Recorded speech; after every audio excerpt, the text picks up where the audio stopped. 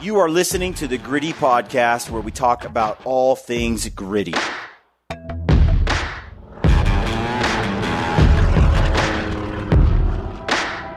All right, folks, welcome to the Gritty Podcast. I'm your host, Brian Call. I've got Brad Hunt here next to me. Today's podcast is with our friend David Brinker.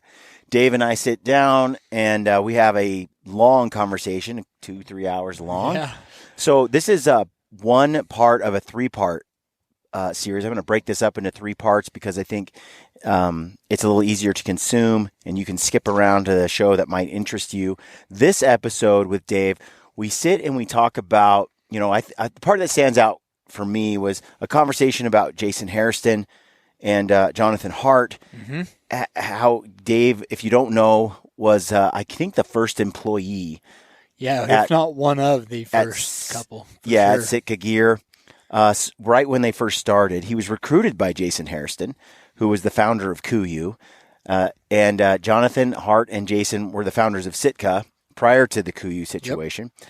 And Dave tells me some stories about what he learned. I was very curious about what he picked up from both Jonathan and Jason, because they're like pioneers in this space where they basically took hunting clothing into the mountaineering clothing kind of world. Another level of like durability, warmth. Yeah, it's where clothing really got technical. We moved away from wool and flannel as an industry, basically as a group, and moved into more of the high tech technical gear like what I have on right now. This KUIU jacket, Sitka, Everly stock, like everybody's kind of coming out with more technical gear nowadays. So I wanted to know from Dave, like, what was it that you really?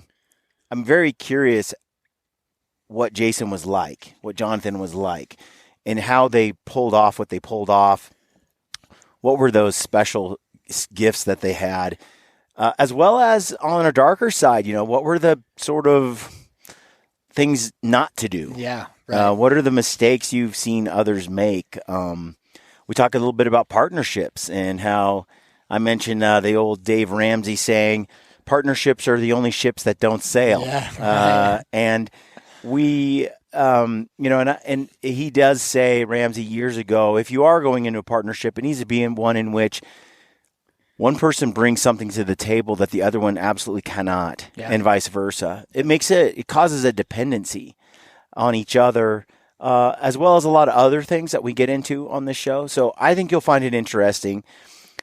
Let us know what you think in the comments of the YouTube section. This is just the first part of this podcast. Yep. And before we get into that, I do want to let you know that we have a huge giveaway going on right now with Mountain Ops. Mm-hmm. Right now, you get 20% off when you use the code GRITTY over there. Yep. So big savings like with that. I think you might get free shipping as well. So, 20% off free shipping, and then you also get the chance to win a $500 Mountain Ops gift card. The new Peaks TP that is not even out yet. Yep. We're still working on that. You got Dark Energy, a pair of Leupold BX4 binoculars, 10 by 42, an all-in digiscoping setup. Our standard Peaks poles gear setup. Yep. Headlamp, poles, gaiters. Initial set backpack, and then we're going to throw in some gritty gear as well. Okay. Big package. I'm not sure what the overall value is. Big package. Yep. But right now, all you got to do to be entered to win is just go shop. Every time you shop at Mountain Ops and use the code GRITTY, you save 20% and you get that. Now, if you're not into what's at Mountain Ops, we have this same kind of giveaway going on right now with the Go Hunt Gear Shop. Mm-hmm. So if you need some hunting gear, give Go Hunt Gear Shop a look. You're going to save over there using the code GRITTY. You'll save 10%. Yep. And then, but also you're also entered to win another prize. Yeah. And we're going to announce these prize winners somewhere between the week of January 9th through the 13th. So sometime in between there. It closes on January 8th at 11:59 p.m. Yeah, so check that out. What's in the Go Hunt Gear Shop? So the first thing is you got, again, 10% off when you use the code GRITTY. Yep. You purchase the Insider. You're going to get $100 towards the Insider. You get 50 points to the Go Hunt Gear Shop. And then you get a lifetime membership to Go Hunt Insider. We got another gift card for Mountain Ops. We got a bunch of gritty gear we're throwing in. Peak Refuel threw in like a 10-day meal pack. Yeah. So check it out, folks. I want to get onto the podcast, but check out those two shops right now, Mountain Ops and Go Hunt. Use the code GRITTY at both, and you're going to save. Plus, you'll be entered to win. We did just announce 2 giveaway winners on our last video on Sunday. Yep. So we got 2 winners for the Gritty gear. If you bought a hat or a shirt or a water bottle or something from the merch store. New Weatherby rifle. You got a Weatherby rifle. That was that Todd Durham? No, that was Ryan Oswood. Ryan Oswood won there. And then the other one was Todd Durham.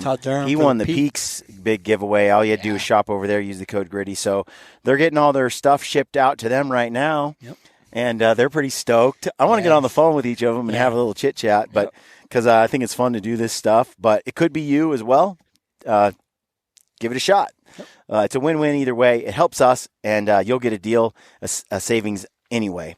Matt Ashley actually texted me this morning. Yes, and I was just going to mention that. So if you guys buy, because on the giveaway, if you use the code GRITTY, you're going to get $50 towards the gear shop when you buy the Insider. But if you use the code GRITTY100, it gives you $100 towards the Go Hunt gear shop when you purchase the Insider. Yeah, so right now is the time to be researching units, tags, hunts you want to go on. Yep. And there's really no better tool than the Go Hunt Insider for that. You get draw odds, statistics, the terrain analysis, like everything. Everything you want to know to research for hunts out west or anywhere is mostly out west is on the Go Hunt Insider. That membership is $150, but if you use the code GRITTY100, you basically get that membership for $50. Yeah, pretty much. Yep. Because you're going to get a $100 gift certificate. $49 and some change. Yeah, which kind of cuts into the other giveaway that we're doing. But pick whichever one you want. If you're if you're shopping at the gear shop, you're not getting the Insider, go ahead and use the code GRITTY. But if you need Insider and you want use Insider, GRITTY100. GRITTY100. Yeah.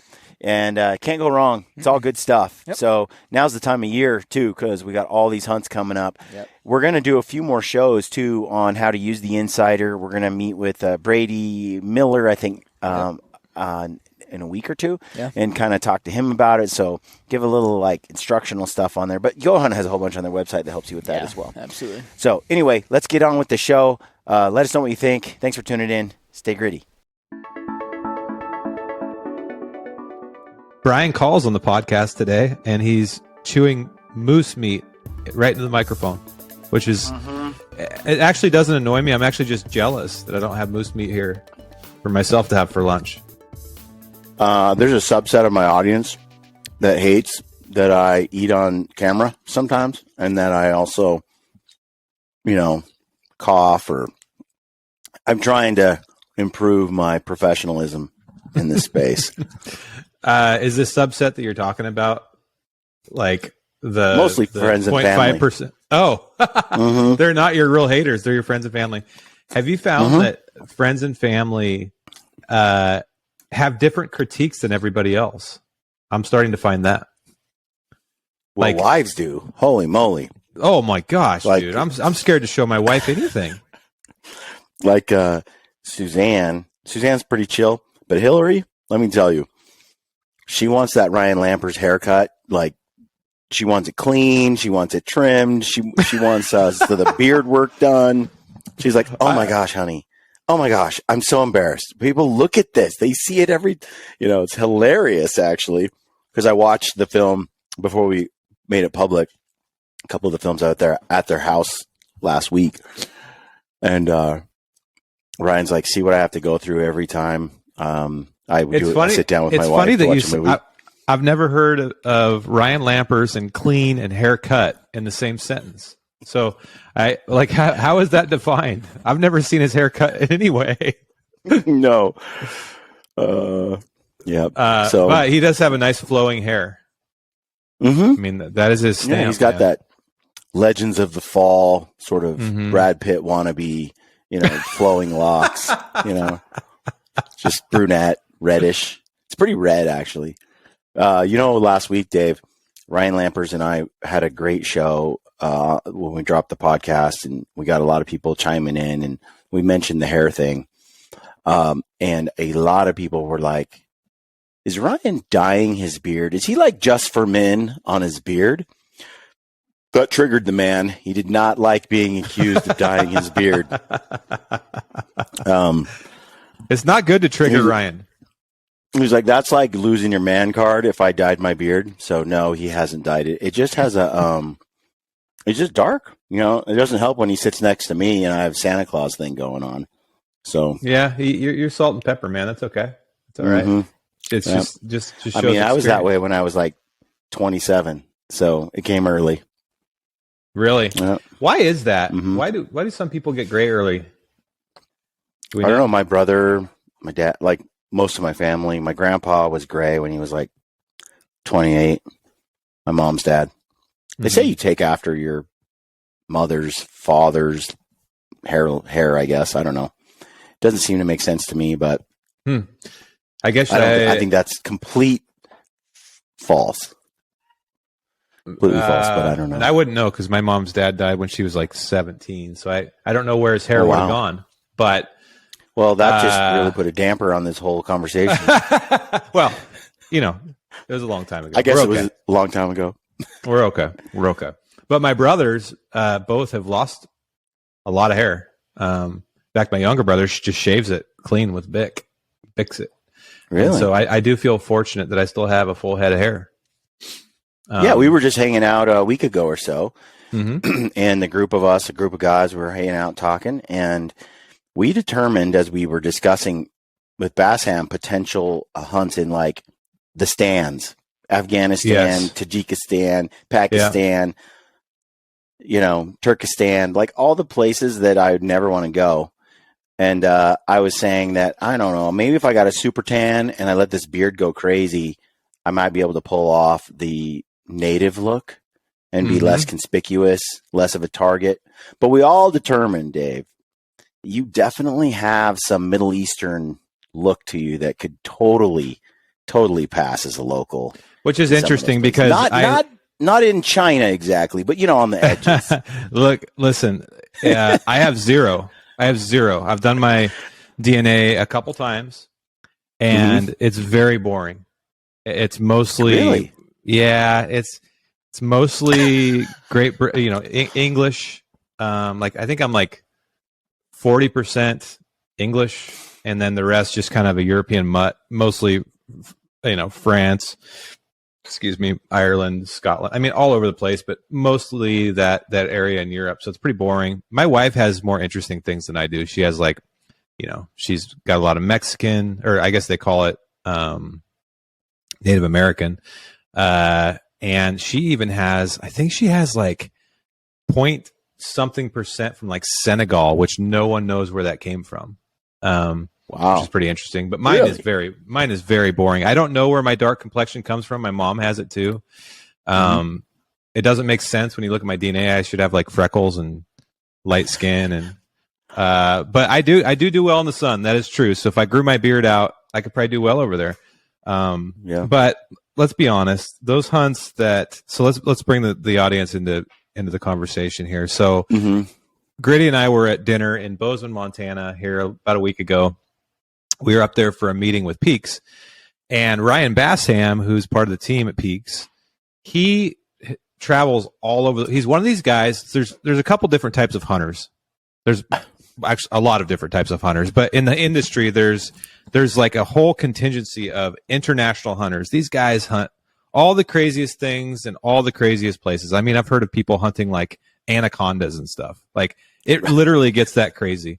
Ryan travels all over the world hunting waterfowl and big game, and he has been to the stands a couple times. I want to say he went to Tajikistan and Azerbaijan, which I know isn't a stand, but I consider that all part of the same group. And he was telling us, because Brian asked him, where should I go? What experience should I have? Like, what's the coolest hunt in the world for me, right? Because if you ask Lampers that, he'd be like mule deer, right? But we wanted Ryan Bassam to answer, and he said Azerbaijan tour, I think he said Dagestan tour. I don't know all the lingo. Look, I've never done any of this, but he started explaining these hunts to us for those of us that have never done them. And Brian's like, "Yeah, I'm out. I'm out. I don't want to. I don't want to feel like I'm going to die. Not from hunt. Like, yeah, I don't. You know, I don't want to be in the crossfire between Chinese rebels and the Azerbaijanians or whatever you want to call them. Look, you know, I kind of like. I've never been worried about the four-legged predators. It's the two-legged ones that worry me. Yeah. And all the travel to get there is pretty crazy, right? Yeah, I've been around the world. I mean, I spent a lot of time going to India. I had to fly domestic flights in India, which was a form of bravery all on its own, you know, because I think they had one of the United Emirates or something is one of the highest crashing, you know, commercial airlines in the world, something like that. So the planes looked like they were going to crash. You know, they taxi up and you get on them and people like board with chickens. I mean, it's like weird. It's the weirdest. Oh my it's God. like there's no security. There's so much about it that's just it's like flying Spirit Airlines in the United States. Yeah. So I can only imagine what some of these airlines and some of these places are like. Look, we are blessed, no doubt, to live in America and to have what we have. I have a lot to live for, David, and I have 3 children still that I want to be around for many years to come. And, you know, Bassham assures me that it's mostly safe, but I'll stick to Canada and New Zealand, Australia. I think I'll stick to some of those places for now, for seeking, you know, worldly adventures. It's South funny America, you say. even.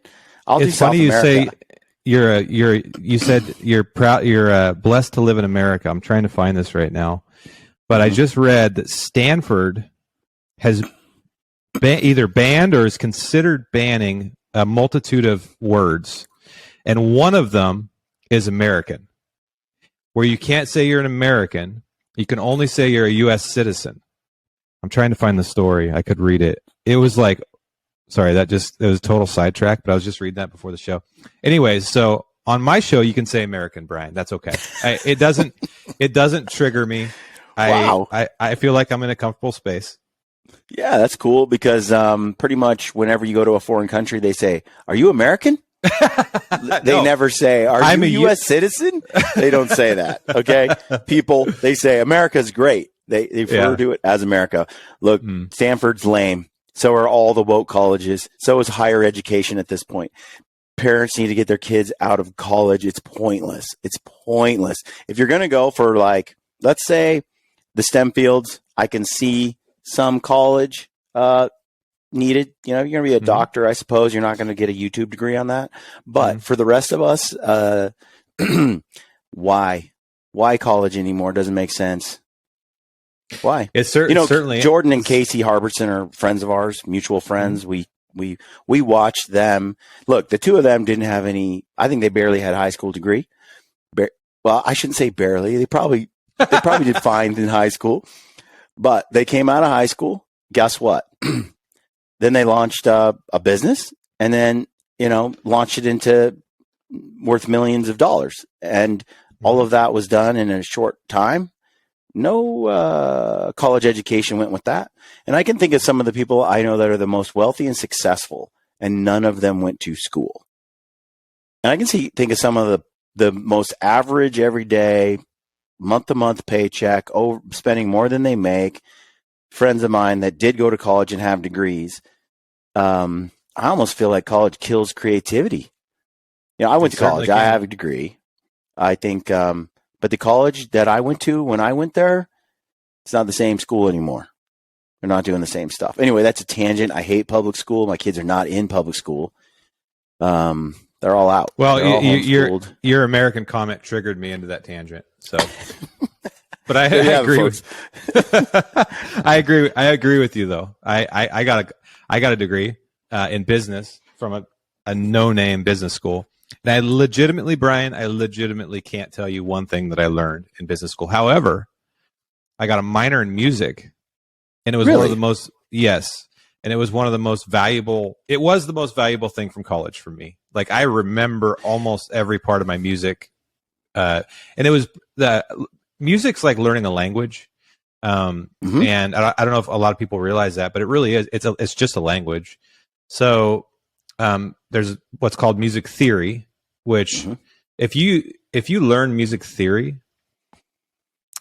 you can't play every instrument, but you can understand every instrument, and you can understand like just music. You speak the language now. Like if you truly learn, it's really hard to learn. It's very confusing, but I learned that. I always like, I was always really proud of myself. I got really good grades in that, and I learned it. And now like you can flick on any song on the radio or whatever, and I can pick up my guitar and figure it out in like 5 seconds because I know theory. So that's what I got from college. My business classes, total utter bullshit and a waste of time. I literally remember having to like do a bunch of stupid equations on these scientific calculators that don't even exist anymore to my knowledge, that I will never remember. I literally just memorized the like keystrokes and then wrote down the answer, and that was learning business. And then when I got hired at Sitka, that's when I learned business. Yeah. Like in the fire. I have a couple things to throw in here and add some color to this conversation. On the business side, well, on the language side, I went to Japan. I was a missionary in Japan for the Church of Jesus Christ of Latter-day Saints, and I was there for 2 years. I learned the Japanese language. I became very fluent in the language. I was able to translate. I was the guy that they'd throw the headpiece on, and I'd translate for hundreds of people in the audience, going both from Japanese to English or English to Japanese. I got really good. There was a space of time where I was in an apartment with a couple of Japanese guys for the whole year who couldn't speak hardly any English. And you just get forced into, when you are immersed in it, you learn that language. And I read a book called The Amazing Brain, I think is what it was called. And it was all about the brain. And they were talking about how there are two things that really increase the brain's capacity to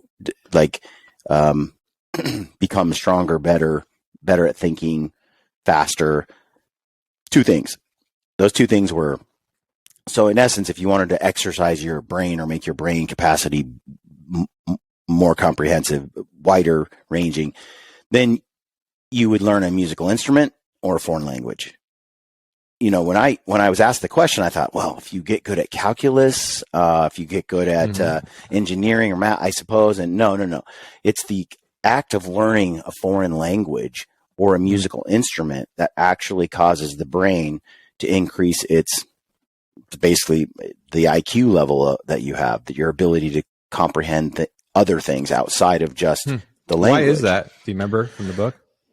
I don't remember. I wanted to get on that book again. Because it was fascinating.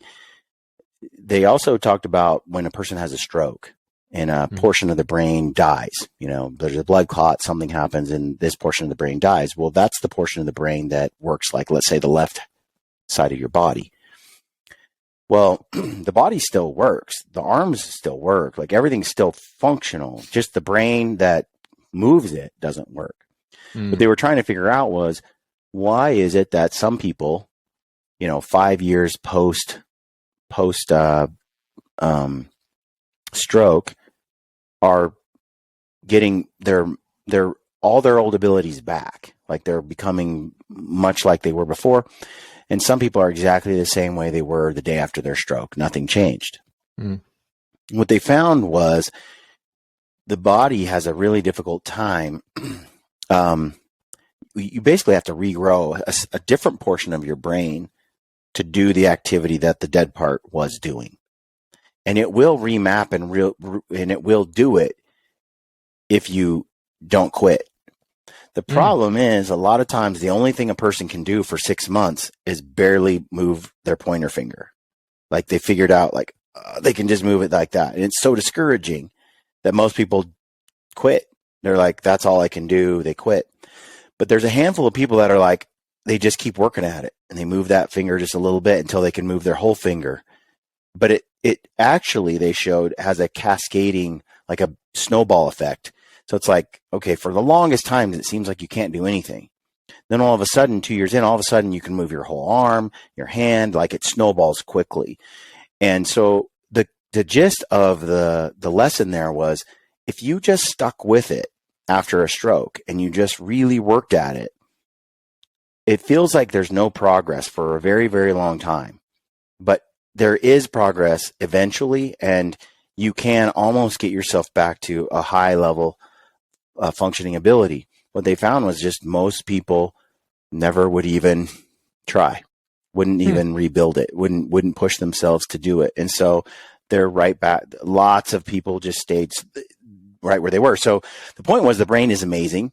It can overcome, but you have to have the will and the discipline to keep working at it when all you can do for a year is barely lift your pointer finger. It's That's still crazy. You got to go for it. And there's all these stroke victims who are like out there kicking butt, yet another person, same stroke, same time, same problems, never got better. So, yeah, it's a really interesting book. The other thing on the business school thing, I went to Portland State University for a time. I have PTSD from that period of my life. You would if you went down there right now. Yeah, I cannot not recommend PSU enough. But I was in there for business school. I had a construction company. I was doing roofing and siding on the side. My brother-in-law and I were making good money in construction, but I wanted to get my degree. So I started doing the business school weekends, evenings, and really pushing it. And Portland State was where we had our business going. And I got into it, and it was just garbage. I was taking all these classes on women's rights and Native American history, and kind of early like woke, this slanted sort of content that really was like more of a ideological class than it was instruction on business. Finally, about a year and a half in, I'm like, this is not getting me anywhere. I don't see how I could use this for a job later. This is a waste of time. And so I applied to the Marriott School of Business at BYU there in Provo, got into the school, and then I transferred up there, and I got my business degree at the Marriott School of Business. And I will tell you, Dave, us LDS people, us Mormons, we know how to make money in general. Like, the community is pretty hardworking, disciplined. There's family values, there's religious values that go with it. And the school was night and day from PSU. I learned like serious business stuff. And what was interesting was we had all these entrepreneur courses and ex-businessmen that taught these classes. These were people who were extremely successful. They weren't just professors, like the idea that only those that the can't do teach. This wasn't the case. Like, BYU recruited people who were kind of retired, successful businessmen who then came and taught. They weren't teachers first and businessmen never. They were businessmen for a long time, and then they came in and taught. And so they were practical minded people, And when I got there, I spent more time like doing writing and communication courses and speech classes than I did business. And I did more time building resumes, a whole class dedicated to just resumes, and then interviews and how to interview and how to get a job. It like entire courses on actually selling yourself instead of just finance and marketing. There was also this development and this, let's do this thing. And I think BYU at the time, they had a 90-something% job placement rate for Marriott School graduates before they ever graduated from school. Meaning 9 out of 10 of us had jobs before we even graduated. Wow. Because the recruitment, where they come to the school and recruit, like the big 5 accounting firms or businesses, was really well done. And so it was about getting you a degree and getting you a job. Portland State was about getting you to become a woke leftist, really. I mean, that's all it was. It was like progressive ideas, and they really didn't arm you with. You mean they didn't teach you how to? They didn't teach you how to do the business stuff? No, it was pretty bad. And so that's just a contrast. Shocking. Yeah, shocking. Yeah, no, I think there's amazing business. Obviously, there's amazing business schools. I just think that mine wasn't so woke, at least that I don't remember. It was more just a bunch of nonsense. What year did you graduate? Well, I went to college late, so not till 2008. I graduated after I started at Sitka. So, Oh, wow. So but you know, I was just in front of you 5 or 6 years. Oh, okay. Okay. Yeah, I didn't start college until I was 2008 22. was getting a little bit weird. Yeah, I mean, for sure, But it was I had still classes. pretty. I had classes that were woke for sure. Like I used to get in debates with. I had a political science class that was pretty gnarly. Like You were in California, Oregon. Oh, were you? They let me start. Yeah, they let me start working at Sitka. I finished college before I moved to California, so my wife and I were just talking about this. I was basically doing customer service from Oregon. I was answering all the customer service emails from basically my college classes.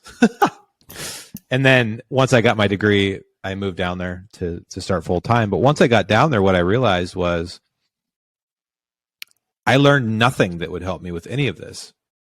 And really, I don't know. I've never been to Harvard Business School or Marriott or any of these other ones.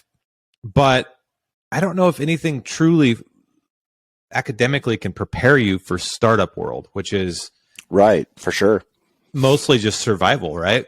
Now, I do think, because I've worked around people that have like Harvard MBAs and stuff like that, they do save themselves a lot of time on the front end. Like they're much more, generally speaking, they're going to avoid a lot of problems that others that aren't educated probably won't avoid. But there's still like having that great idea, building a great team and executing it and overcoming all the odds and all the challenges. Like you can't get around that with a degree, right? Right. So when I started working at Sitka, I'll never forget this. So PK Hart, which is Jonathan Hart's brother, Jonathan Hart was one of the founders. I had started there. This was like my first week. And this is like a simple problem solving skill that I had yet to, like, this is the stupidest thing ever. Makes me sound like a real idiot, but it was a big light bulb moment for me. So I can't remember what the question was, but I kept asking. PK was like my boss in a way. He was like, it was just me and him. There's only 2 employees besides the founders, Jason and Jonathan. So it was me and PK. Yeah. So we were doing all the work, or all the like tactical work, and Jason and Jonathan were building a bit. Yeah, like answering calls, doing returns, all those things. And I asked some stupid question to PK. Maybe it was like the 10th stupid question because I was being so careful. And he goes, "Look, dude, like I'm busy. If you have a question, Google it. Like literally just type your question into Google. Because here's the reality. I don't really know what the hell I'm doing anyway either. We're all figuring it out. Like, right. And it was a light bulb moment. I'm like, oh, okay. So startup land is like basically just like high level, fast paced problem solving. Like you're just like, you're going to battle like up against an army that's trying to keep, like you're walking on to, I don't even know how to describe it, but it's like everything's stacked against you. You're just trying to survive and solve problems as fast as possible and as efficiently as possible. And so, yeah. And I still, to this day, like I've said this to my dad a few times recently. He'll ask me a question. I'll be like, I don't know. Google it. I don't know. I have no idea, but I'll Google it. You know, sometimes you just got to figure it out. And there's no school that can prepare you for that. You just got to problem solve. Yeah. I learned really quick when I was in the corporate world and I moved up the ladder. The people who moved ahead, got ahead, stayed ahead were people who were decision makers. And it didn't matter if it was the right or the wrong decision. You'd be surprised, like, just make a decision. The people that were willing to make a decision and then just go with it, they were leaders. They were ahead. If they made the wrong decision and they figured out later, they're like, all right, well, I'll regroup, I'll take a different tact, and I'll move forward. But they were decision makers. And I started to learn early on that it was better for me to make a decision and then charge ahead than it was for me to sit there in decision paralysis, wait for someone else to come along, ask questions, try to figure out, how do you do this? You know, be super cautious. Like at some point it was like, you got to grab the bull by the horns and you got to go.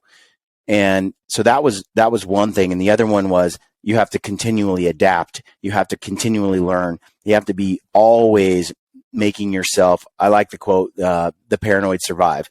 You have to always think like someone's going to come out with someone that is competing with me for this same job or in this same business space is going to figure something out and beat me if I don't figure it out first.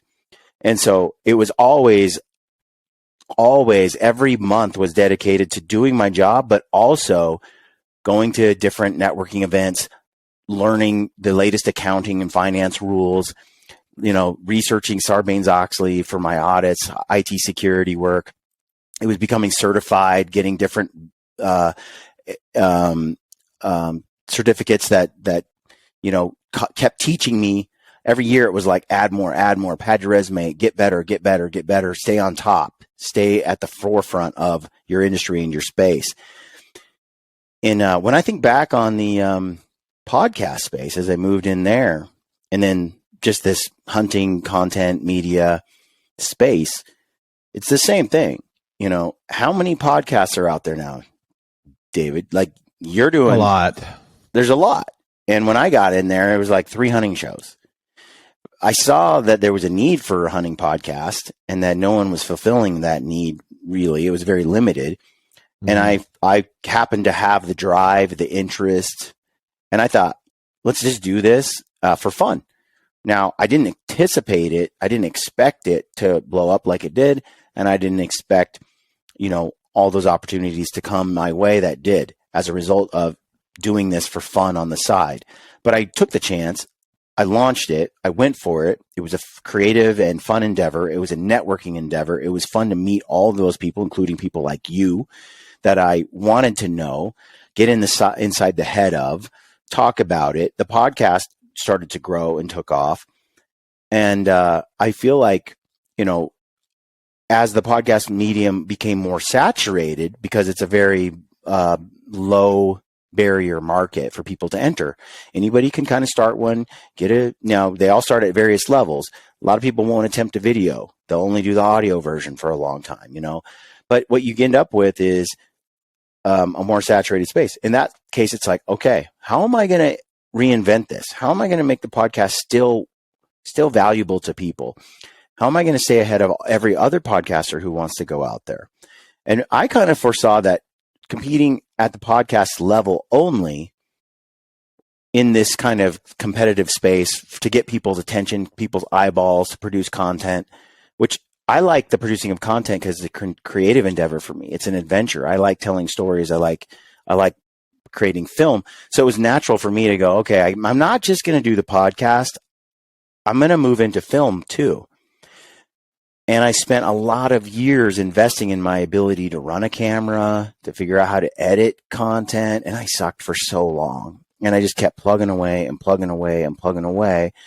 until I started to create something that people really value on the film space. So now I got Gritty Films and I have Gritty Podcasts. And the two of those things together are a nice package that deliver value to an audience that really appreciates it. And they keep me, being able to do what I do.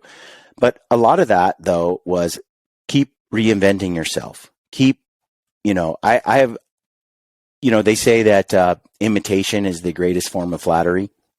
Mm-hmm. And when I look at the podcast, things I did that were innovative in the podcast space, people copied.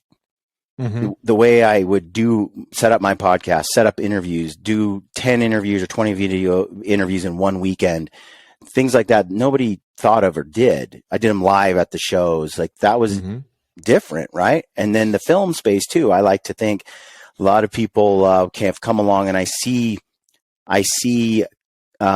my influence in other people's films, where I came up with an idea or a way to, with maybe a gear pop up or something like that other people now, a lot of people incorporate.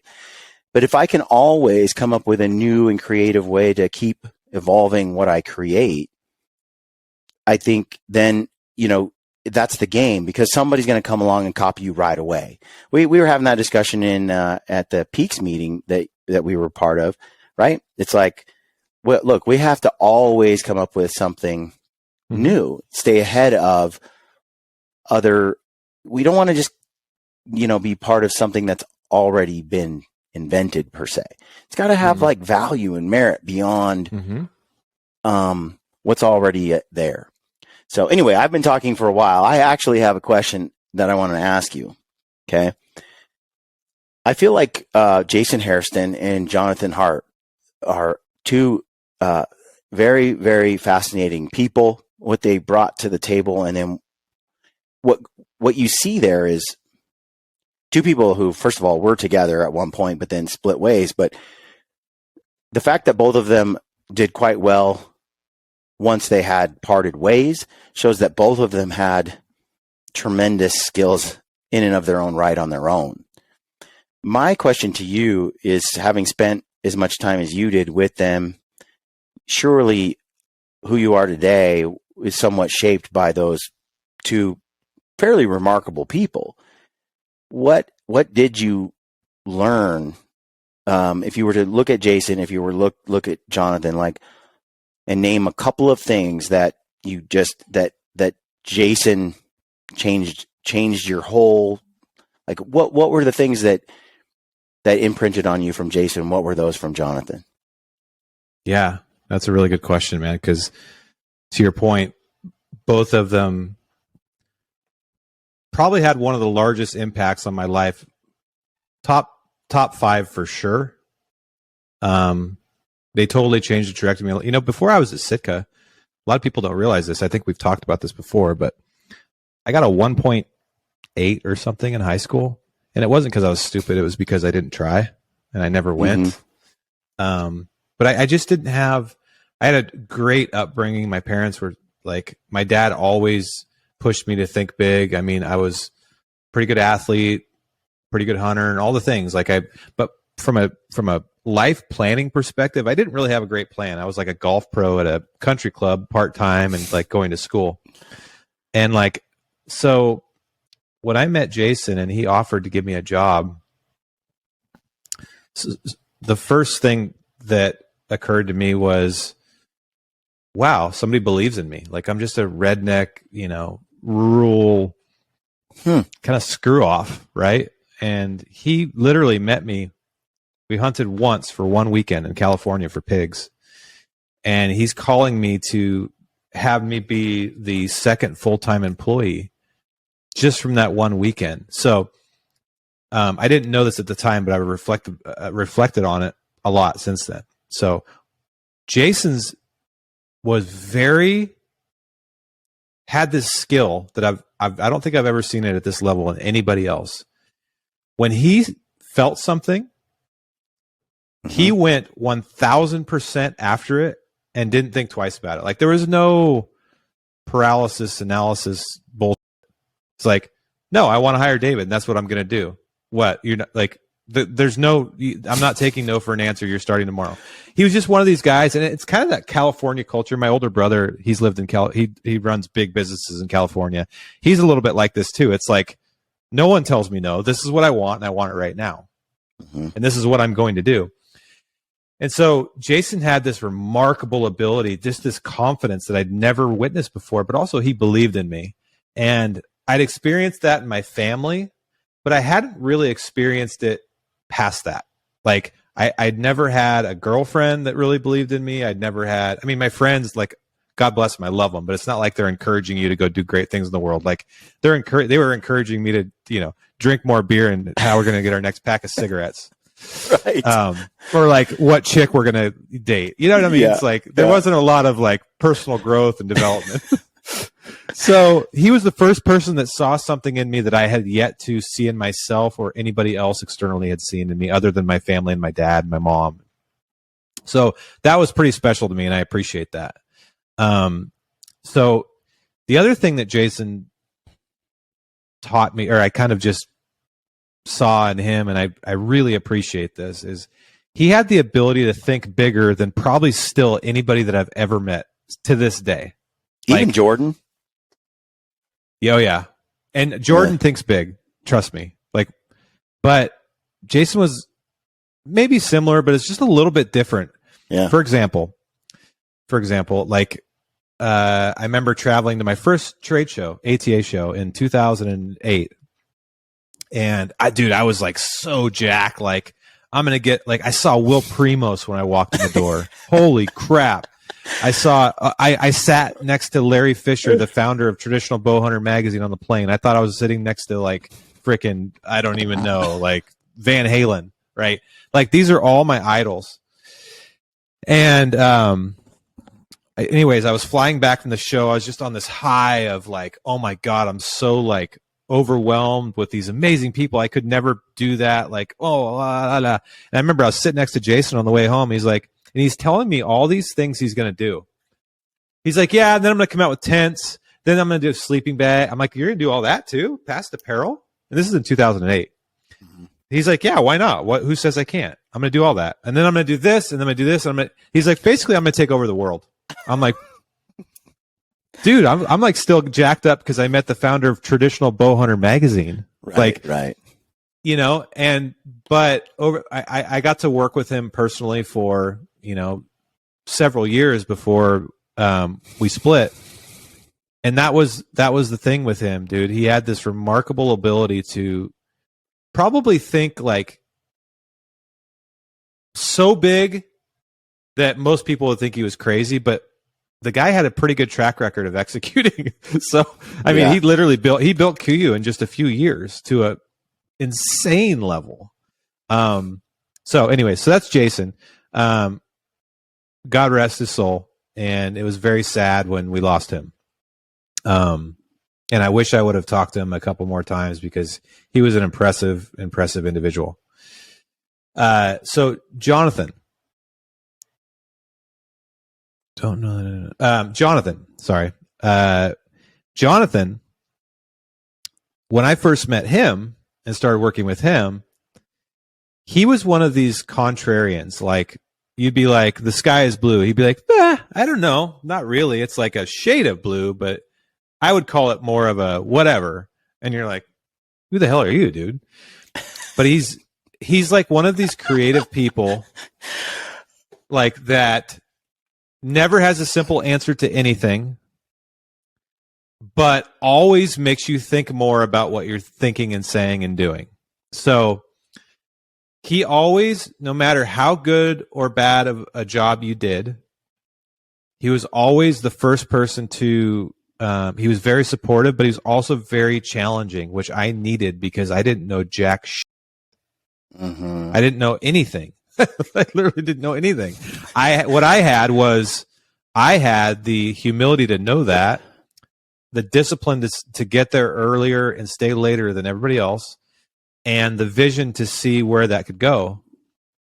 But Jonathan needed to be there because Jason traveled a lot, and so I worked a lot more, like, with Jonathan on the marketing side than Jason on the business development and sales side. So Jonathan always made me try again, take another shot. I think you can do better. He's that type of, and it's annoying. And I was so pissed off at him sometimes. And I thought he was a dick sometimes, but honestly, it was so good for me. It was so good for me. Most of the time. Yeah. One of the most impactful things he ever said to me that I still use to this day, and I think it drives people like Bryce, the founder of Peaks, Brian. Obviously, we know that, but maybe no one else does. I think it drives Bryce crazy sometimes. Is Jonathan hardwired in my brain the push to always at least try to think differently. So it doesn't matter if it's a project, like a marketing project or a product or anything. Mm-hmm. Yeah. If you can do it differently, great. If there's a reason where it has to be a me too, then okay, let's talk about that. But first, try to be innovative, try to think outside the box, and then bring it to me, right? Yeah. And he did that because one of his idols was Steve Jobs at Apple, which their whole ad campaign when they came out was think differently. And that really, really, really has helped me a lot because it's not always right to be different, by the way. Like sometimes you need to use the wheel that's already been created. But for the most part, if you can just have the discipline of stopping and think, is there a new angle I can swing on this? Is there a different way I can do this in business and or in life? or just questioning questioning things that people tell you have to be a certain way, I guess is maybe a better way to put it. Always questioning that. If someone says that, have it raise a red flag and at least be like, does it though? Well, okay, maybe it does. But most of the time it doesn't. Right. And in the hunting industry, as you know, and you described with your podcast, the hunting industry is one of the easiest industries to innovate in most of the time because it's a male-dominated industry that are usually fairly conservative and old-fashioned. So it's not as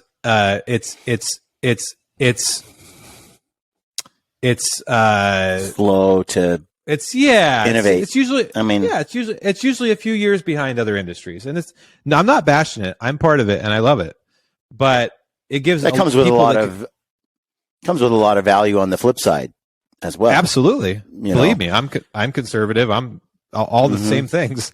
I have to really challenge myself to do what I'm talking about. But if you look back over I remember when it was a hard conversation to have at a company in the hunting industry as to why a company should have a Facebook or an Instagram, right? I remember the fights I used to have to get in with leadership to launch a film.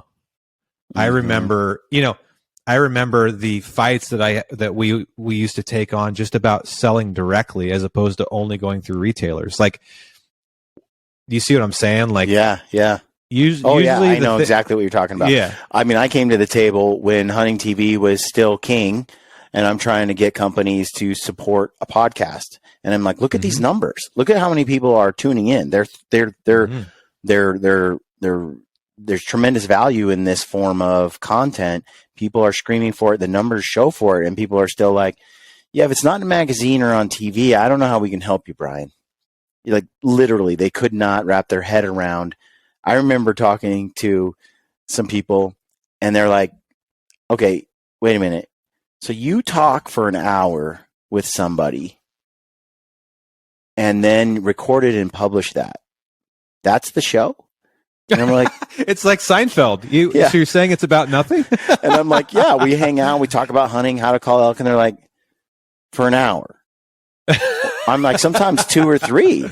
And they're like, yeah, I don't have time I would never sit down. Why would I could watch a show. I got TV. Like, I don't get it.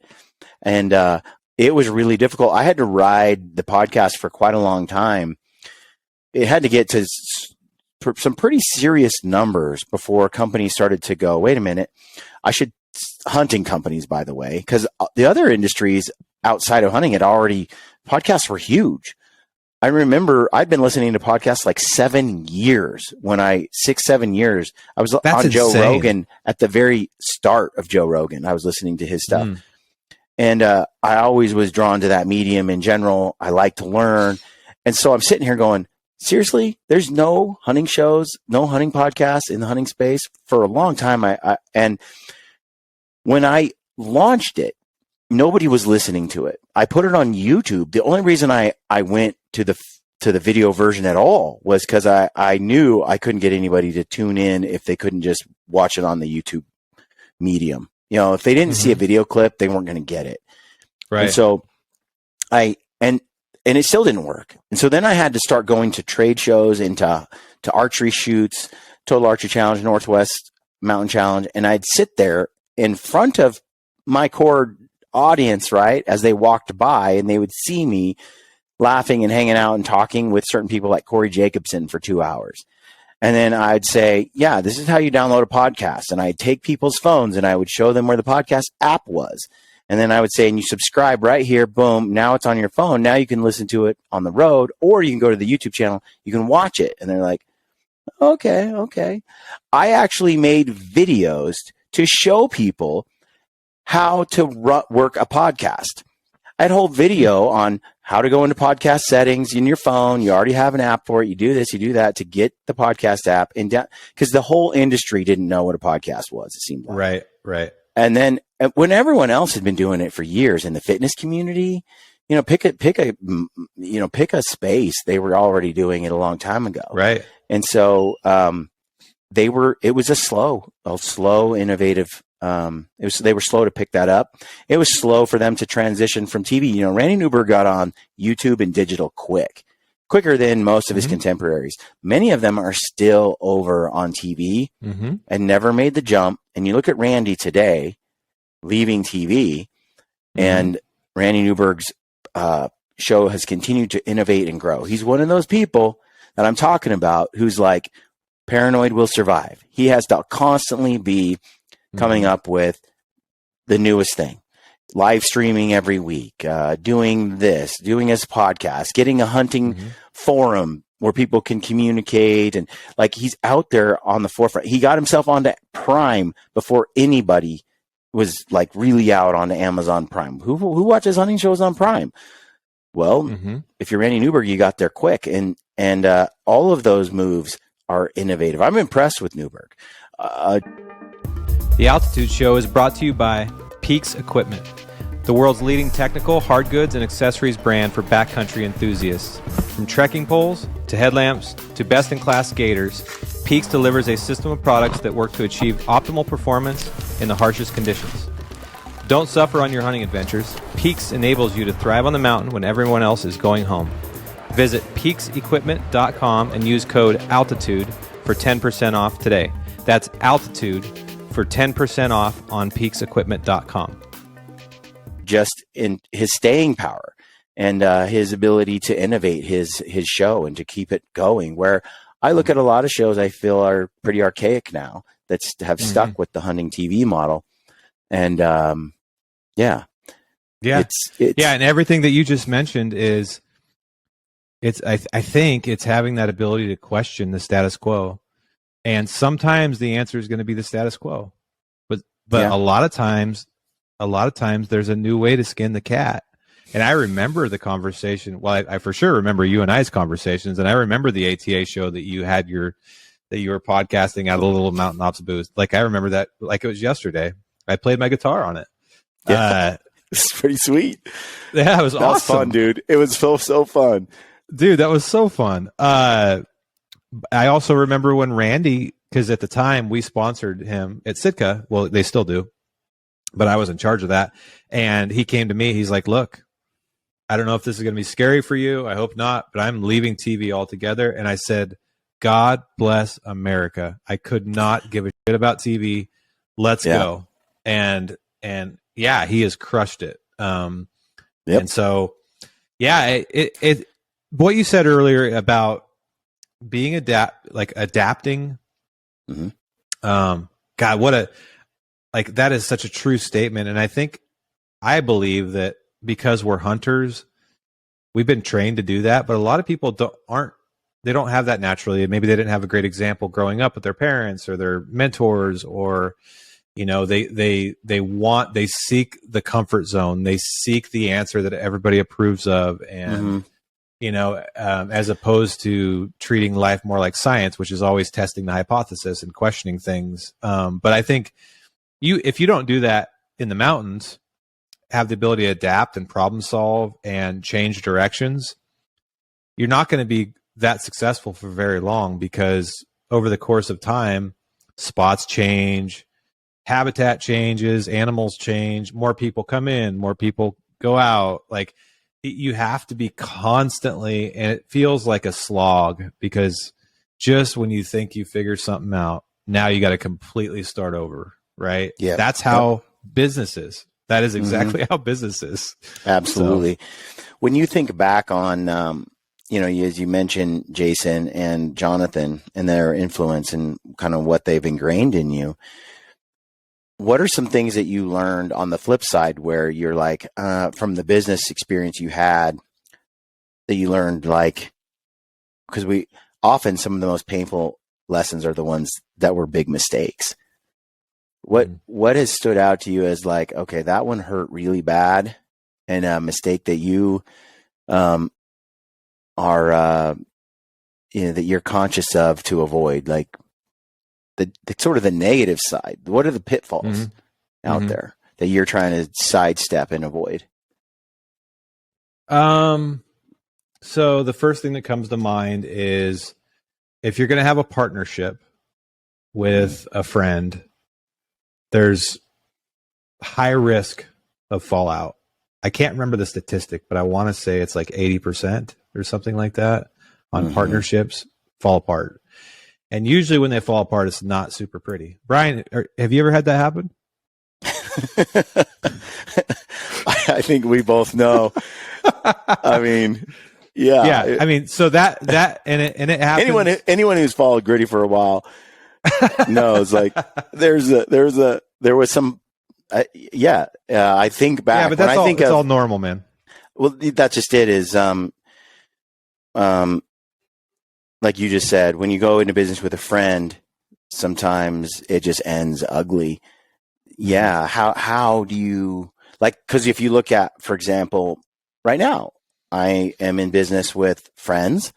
Lampers is a prime example. And yet we're not suffering any kind of, we're only getting closer and more respectful and more appreciative of each other over time instead of the other direction. So I have examples of one sort of path, and then the other. I have my own ideas on how that comes to be, but what are your thoughts? I think it's like any serious relationship that you're in. I mean, when you're starting a business with a friend, you're almost getting married to them in a way. So you got to treat it like almost like a marriage, which is over communication, ability to challenge each other, ability to talk about everything and not leave the room until it's figured out. Like, it's fucking really hard. And it takes a lot of work. If you think you're just going to, like, because here's the deal. When you first start a business, you're going to be in this honeymoon phase where, like, you're like, how could it ever go wrong?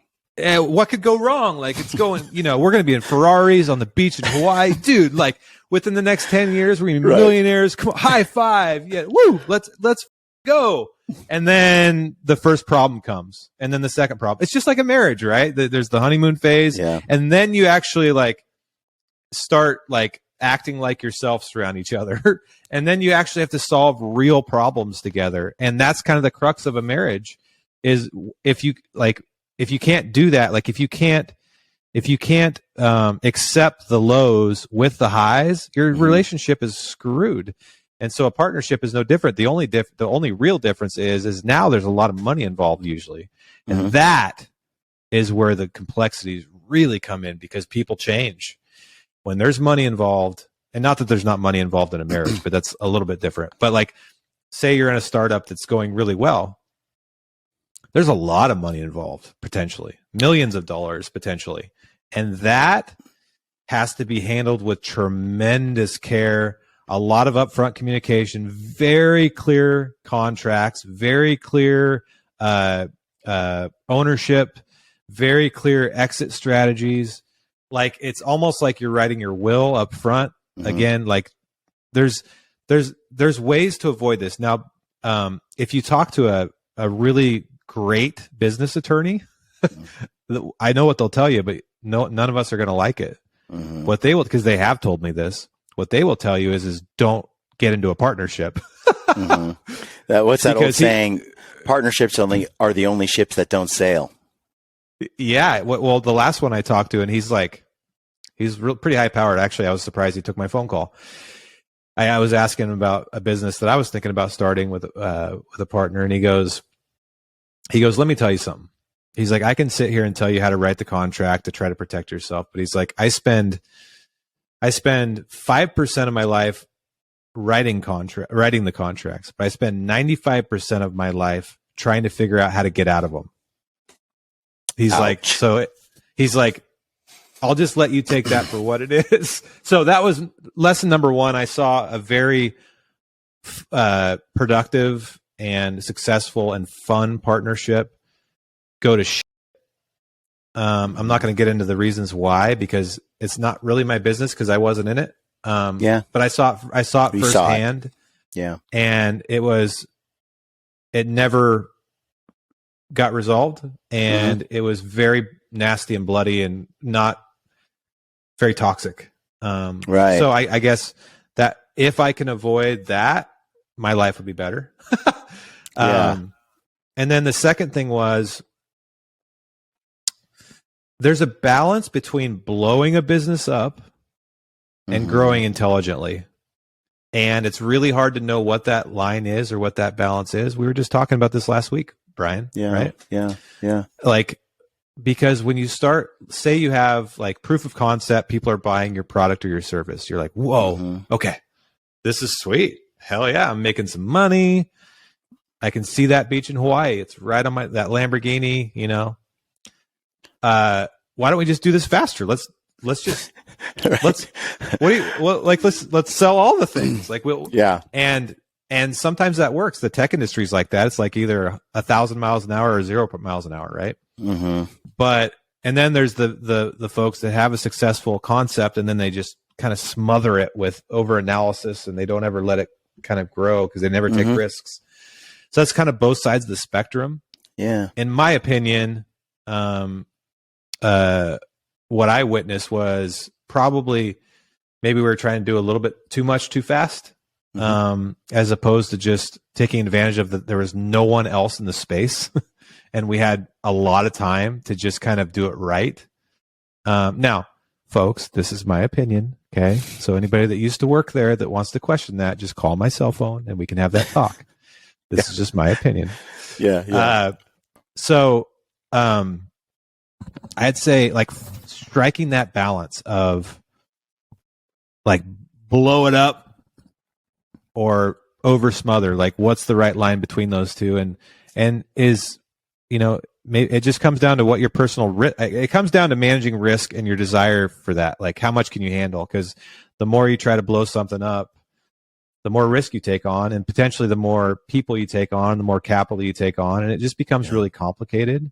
But also if you smother it, someone else is going to come in and blow theirs up. So you have to like the paranoid survive. So what is that? Right. That was lesson number 2. And then lesson number 3 was, you know, we went through an acquisition, and, you know, several years in, where we were purchased and you have the choice. You can either, be like, screw this. I don't want any part of this, you know, middle fingers out the door. Or you can choose to assimilate into the new culture and just accept the fact that you have no control over the situation and try to make the most of your career at this new company, right? And I chose the latter, and I was happy that I did that. But I think just people knowing that you do have a choice, but the worst thing you can do is if you're part of an acquisition is to choose the latter, decide to go through with it, but then just be sour about it. Right. That won't work. You have to be all in or all out, and it's your choice. It's a free country. But I guess those are the 3 main things. Is I learned a million things at Sitka. Is professionally the biggest blessing in my life, and but those are the top 3 things I guess I take with me to other businesses. Is That's preparing for acquisition, being very careful and thoughtful about managing relationships, especially personal relationships, and then whatever the other one was I saw. So, yeah, it's growing too fast. It's funny you mentioned some of that stuff because I can relate to all of those comments.